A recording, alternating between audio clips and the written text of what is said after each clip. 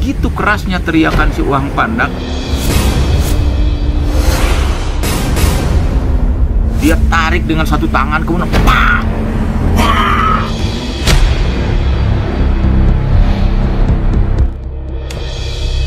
Hai sahabat-sahabat Jejak Misterius, masih bersama saya Alitaba, Jejak-Jejak Misterius di Alitaba Channel. Kita masih akan melanjutkan bagaimana proses Jejak Misterius episode 1 tentang manusia bunian itu dibuat.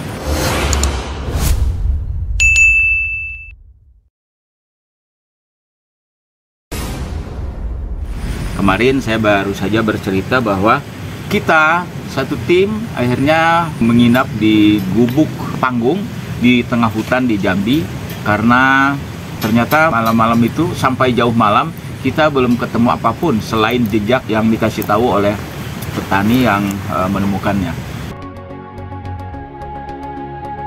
Kegelisahan bahkan berlanjut hingga pagi saat kejutan akhirnya berada persis di ujung perburuan.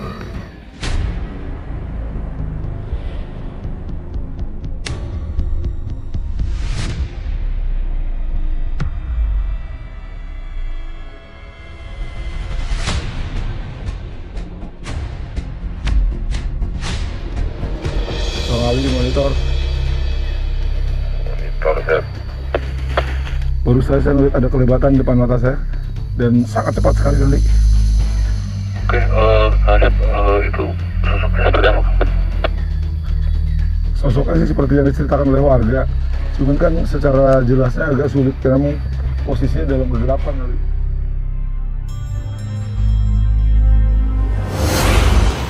Kita putuskan menginap di gubuk di hutan, yang ternyata gubuk itu kenapa dibuat tinggi panggungnya, karena di situ tempat harimau Sumatera berkeliaran.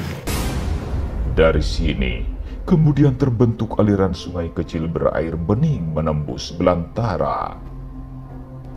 Di dua bagian danau itulah, dalam gelap kedalamannya yang tak tertembus, cerita seram itu berasal. Seorang pemburu burung mengabarkan bahwa dia tadi sore baru saja bertemu dengan harimau Sumatera.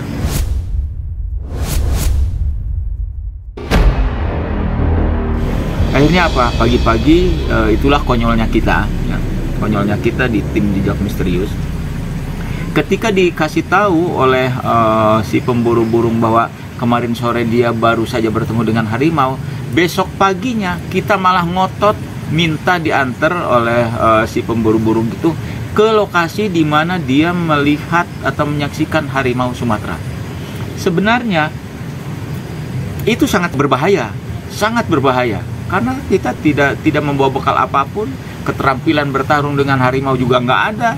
Tapi waktu itu kita nekat dan akhirnya dengan sangat terpaksa si pemburu burung membawa kita kira-kira berjarak 200 meter, masuk kita ke lembah-lembah, dan kelihatan ada satu pohon besar di tengah belantara yang di bawahnya itu banyak sekali daun-daun kering yang memang itu tempat favorit untuk bangsa kucing besar.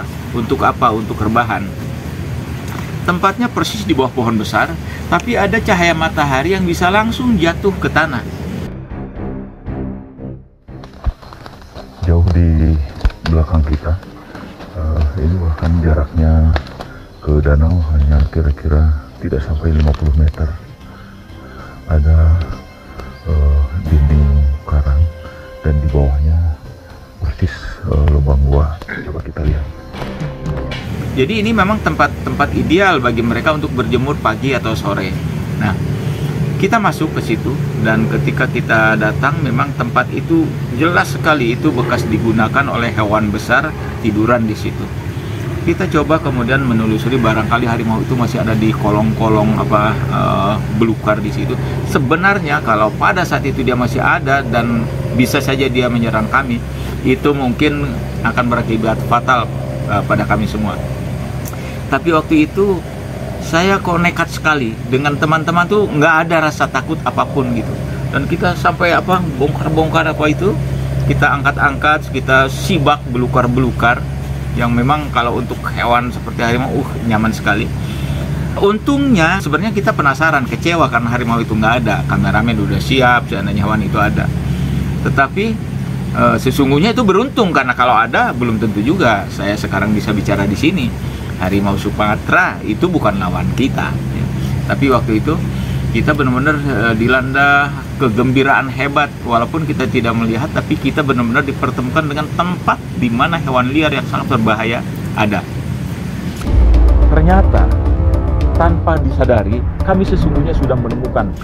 Sepanjang hari kita coba cari jejak-jejak manusia bunian dan syukur-syukur ketemu harimau itu, tapi memang tidak mudah menemukan harimau Sumatera, apalagi manusia bunian yang memang selalu menghindari manusia. Dikatakan beberapa sumber bahwa makhluk-makhluk seperti manusia bunian itu, pada umumnya hewan-hewan di tengah hutan, pada jarak sekian kilometer ketika dia mencium bau manusia, biasanya mereka menghindar. Hanya saja, kenapa kami bersikeras memburu? Ada cerita-cerita di kalangan masyarakat bahwa beberapa kasus manusia bunian itu justru dia datang mendekati manusia, menemui manusia. Oleh karena itu, kami putuskan akhirnya setelah di Jambi tidak ketemu, kita putuskan untuk langsung meluncur ke arah Kerinci. Ini perjalanan yang sangat luar biasa. Kita bergerak ke arah Kerinci. Dari Jambi itu kita tempuh beberapa jam karena kami memang sambil terus mempelajari peta, ya. Kemudian kita juga melihat etnografi masyarakat Jambi. Kita juga mengambil beberapa gambar yang terkait dengan budaya-budaya Jambi, ya.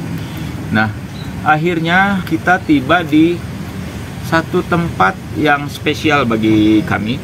Tempat itu adalah sebuah pondok, rumah seorang yang benar-benar bisa membantu kami. Itu rumah seorang bernama Sahardimus. Sekarang dia sudah almarhum. Dia sebenarnya orang yang sangat penting bagi petualang seperti kita. Hanya dia sudah meninggal beberapa tahun lalu. Ketika jejak-jejak misterius di episode-episode terakhir, kita dikasih kabar bahwa Sahardimus sudah meninggal. Akibat apa? Akibat penyakit asam urat yang sangat kronis, karena memang menurut cerita beliau, Sahardimus itu sejak lahir sudah di hutan. Dia sudah terbiasa dalam keadaan hujan lebat di tengah hutan, kemudian bermalam-malam di hutan, dan itu mungkin yang membuat dia mengalami sakit. Di rumah Sahardimus itu adalah rumah terakhir di kaki Gunung Kerinci.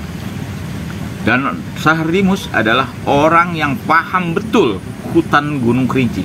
Dia paham betul tentang manusia bunian, dia paham betul tentang harimau Sumatera. Jadi boleh dibilang inilah legenda tentang harimau Sumatera sebenarnya. Maka kemudian kita datang ke rumahnya. Pada saat itu Sahardimus sedang tidak ada. Dia sedang di luar dalam keadaan hujan lebat. Akhirnya kita putuskan, sudah pokoknya kita coba telusuri hutan persis di belakang rumahnya Sahardimus. Itu langsung menembus hutan rimba Gunung Kerinci. Ternyata kurang lebih 1 kilometer kita memasuki hutan, kita langsung bertemu dengan Sahardimus di tengah hutan. Dia dalam keadaan sangat segar gitu, dan kita melihat bahwa ini memang manusia hutan yang sejati. Ngobrollah kita dengan Sahardimus, dan ternyata kita mendapat info yang luar biasa dari Pak Sahardimus almarhum ini. Kata Pak Sahardimus, saya sudah pernah bertemu dengan Uhang Pandak. Jadi kata beliau, Uhang Pandak itu bentuknya memang aneh. Dia berbeda sama sekali dengan primata yang ada di hutan. Dia yakin bahwa Uhang Pandak itu atau manusia pendek berkaki terbalik, populernya sebutan di masyarakat sana adalah Uhang Pandak itu adalah manusia pendek berkaki terbalik. Dia yakin bahwa itu adalah sosok primata. Tetapi kata beliau, saya hafal simpanse, saya hafal orangutan, saya hafal bentuk gorila, saya hafal semua jenis kera yang ada di Sumatera. Tetapi ini beda sama sekali. Dia bilang, Uhang Pandak itu badannya seperti karung, ya karung besar, tetapi dia sangat pendek, sehingga tangannya kelihatan sangat perkasa. Pernah diceritakan oleh Pak Sahardimus bahwa ada seorang pemburu yang waktu itu sempat bertemu dengan Uhang Pandak itu di tengah hutan. Jadi si pemburu ini memang sangat pemberani, Jadi ketika di tengah hutan, dia berhadapan dengan Uhang Pandak itu. Ketika berhadapan dengan Uhang Pandak, sebenarnya Uhang Pandak itu, kata beliau, tidak menyerang manusia, tetapi si pemburu sudah naluri berburunya sudah siaga. Sehingga kemudian ketika berhadap-hadapan, si Uhang Pandak itu ditombak oleh si pemburu dan kena pada bagian pangkal lengan. Saat itu si Uhang Pandak menyeringai dan kemudian berteriak sangat keras. Begitu kerasnya teriakan si Uhang Pandak,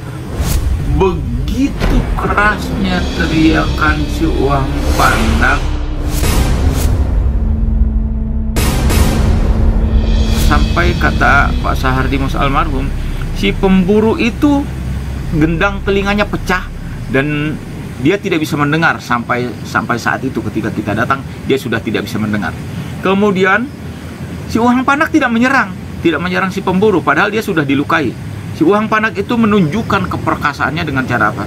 Dia mengambil menarik akar yang sangat besar, dia tarik dengan satu tangan, kemudian tepak.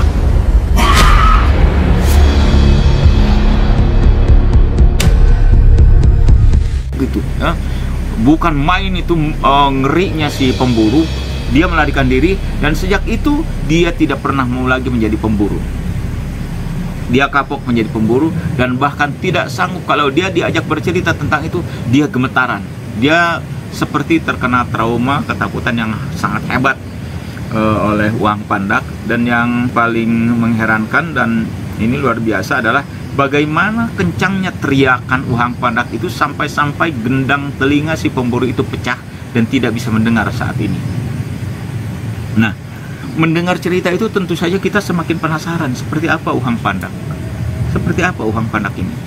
Akhirnya kita coba bermalam di rumah Pak Sahardimus, dan itu adalah pertama kali kita berakrab-akrab dengan Pak Sahardimus. Ternyata Pak Sahardimus ini bukan orang sembarangan.